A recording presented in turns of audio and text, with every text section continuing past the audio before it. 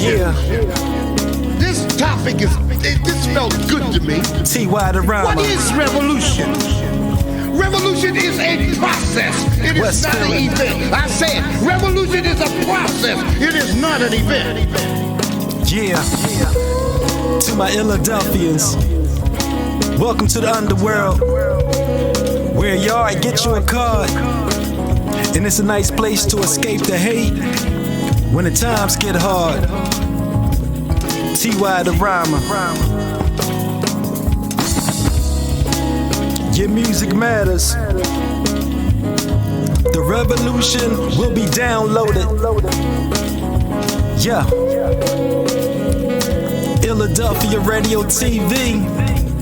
Check it out, y'all. T.Y. the Rhymer.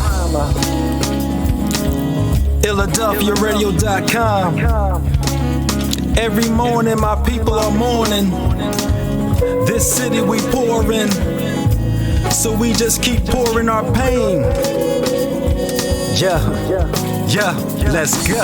Therefore, we are furnished with a solution to our problem. Are you ready to hear from him tonight?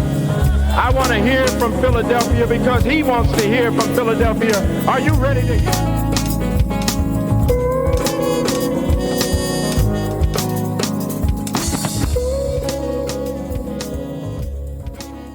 It's all about the divine creative process. The divine creative process from involution to evolution. It's T.Y. the Rhymer. Check 1 2. Check 1 2. All right, we in there. Welcome to the Cosmic Cafe. I am T.Y. In this video, I want to explore a perspective on the Garden of Eden that goes beyond the traditional idea of a physical location. Here, Eden is not a place you can visit on a map. They lied to you. It's an internal reality, a state of consciousness, a spiritual awakening that exists within each of us. But before we dive in, I want to make a clear disclaimer. This needs to be heard. I am not approaching this from a religious standpoint, nor am I trying to challenge or change anyone's personal beliefs. What I'm sharing is based on information that was imparted to me through careful study and interpretation. This includes examining ancient Hebrew, Phoenician, and Greek texts, the King James Version of the Bible, and the teachings of a group known as the Essenes. Also, this includes Stedman's Medical Dictionary and Gray's Anatomy, so I can't make this up. This is not about dogma. It's about uncovering hidden meanings and exploring the symbolic truths that point to an inner Eden, a place of divine consciousness waiting to be realized. So let me know, do you actually believe that there was a place called the Garden of Eden? Well, let's get into it. The 4 rivers of Eden. The concept of the 4 rivers flowing out of Eden, Pishon, Gihon, Hiddekel, also known as Tigris, and the Euphrates, is a central image in the book of Genesis, chapter 2, verse 10 through 14, right? These rivers have been interpreted symbolically in various ways, ranging from geographical, spiritual, and cosmological meanings to representations of the inner workings of the human body. Whoa, they didn't tell you about that part. A fascinating perspective aligns these rivers with the 4 major fluids of the body: your urine, intestinal fluids, blood, and your nerve fluid or your cerebral spinal fluid. This interpretation that I'm about to share with you bridges ancient spiritual texts with a physiological understanding of the human body. Yo, Ty, you're getting too deep for me. You just started. It's okay, just follow me. You can pull out your books and follow along with me. You can also Google all this nonsense too. It's on the internet.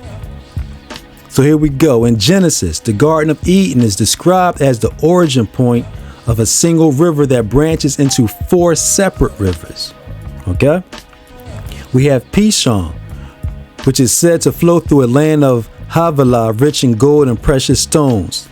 Then there's Gihon, which encircles the land of Cush. Hiddekel, or the Tigris, flows east of Assyria. And then there's Euphrates, the most well-known of the four. These rivers symbolize the life-giving abundance of Eden and are often seen as metaphors for spiritual sustenance and the distribution of divine energy into the world. But hold on. The Garden of Eden, based on the text, is your body. So as we're going through this, just keep in mind that your body is the Garden of Eden.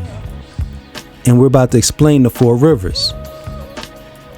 The human body is a microcosm of Eden. In esoteric traditions, the human body is seen as a microcosm of the divine creation, with Eden being the right hemisphere of the brain. Pay attention, they're not teaching you this. Representing the inner garden of the self. The four rivers are thought to correspond to the life-sustaining fluids that nourish and cleanse the human body, maintaining balance and vitality. Pishon, the flow of urine, its characteristics. Descriptions of flowing through a land rich in resources aligns with the kidney's role in filtering the blood and extracting valuable nutrients before producing urine. Urine, like a river, carries away waste products, maintaining the body's internal balance. The symbolism, urine represents the cleansing aspect of life, akin to purification rituals and spiritual traditions. The flow of water in the body mirrors Pishon's sustaining and life-preserving properties. Next, we have Gihon, the intestinal tract. Its characteristics, peep it. Gihon, which encircles the land, symbolizes the intestinal system that wraps around the abdominal cavity. The digestive system process breaks down food, absorbing nutrients and expelling waste, just as a river deposits resources along its path. Its symbolism, the Gihon represents sustenance, transformation, and the ability to draw nourishment from external sources. Its encircling nature signifies the cyclical process of digestion and elimination. Ty, you gotta slow down, man. Like, where you going with this? I know they have not taught you this. Just stick with me, please.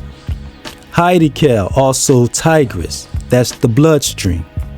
Its characteristics. Tigris is described as fast-flowing, akin to the dynamic circulation of blood through the arteries and veins. Blood carries oxygen, nutrients, and life force to every part of the body, sustaining its vitality. The symbolism, blood represents life itself. Seen as sacred in religious traditions, the Heidekel's swift current parallels the urgency and constancy of the cardiovascular system, distributing energy throughout the body. Last, we have the Euphrates, which is the nerve fluid, or your cerebral spinal fluid. Euphrates, often associated with depth and significance, corresponds to the cerebral spinal fluid that flows throughout the spinal cord of the brain, also your spinal cord, because that's connected to the brain. It's an extension of your brain. The cerebral spinal fluid nourishes and protects the nervous system, ensuring its optimal function. The symbolism for this, the nerve fluid represents divine communication. Akin to the Euphrates, role as a central and life-giving river. The central cerebral spinal fluid role in transmitting impulses mirrors the flow of wisdom and divine knowledge, emphasizing its spiritual importance. Ancient traditions often draw parallels between the macrocosm of the universe and the microcosm of the human body. The idea of four rivers as bodily fluids aligns with esoteric teachings in multiple cultures. First of all, in alchemy, alchemists viewed the body as a sacred vessel, with fluids symbolizing the transformation of base materials into spiritual gold. The rivers of Eden represent the purification and circulation of these fluids. In Eastern philosophy, the traditional teachings describe the balance of bodily fluids as essential for health and spiritual progress. The The rivers can be seen as channels carrying prana or life energy. You have the Kabbalah and mystical Judaism. The rivers are seen as pathways of divine energy descending into the physical world, echoing the role of bodily fluids in maintaining physical and spiritual health. We must harmonize these four rivers. They're not going to teach you this, so I'm just going to throw it at you. The harmonious flow of the four rivers reflects the balance necessary for health and spiritual alignment. Disruption of any of these rivers can lead to physical illness or spiritual disconnection. Pishon, the urine, retention or overproduction can signify issues with purification. Gihon, the intestinal fluids, imbalance in digestion affects nourishment and elimination. Heidekel, the blood, poor circulation impacts vitality and life force. Euphrates, the nerve fluid, blocked or irregular flow hinders mental clarity and spiritual insight. I'm just sharing knowledge with you. Again, by interpreting the four rivers of Eden as the four major fluids of the body, we gain a profound understanding of how spiritual and physical life are intertwined. This perspective emphasizes the sacredness of the human form as a vessel of divine energy, echoing the wisdom of ancient texts and traditions. Just as Eden's rivers sustain the garden, the balanced flow of bodily fluids sustains the temple of the human body, fostering health, vitality, and spiritual connection. I am T.Y. the Rama. This is the real Garden of Eden. Until the next time, take care.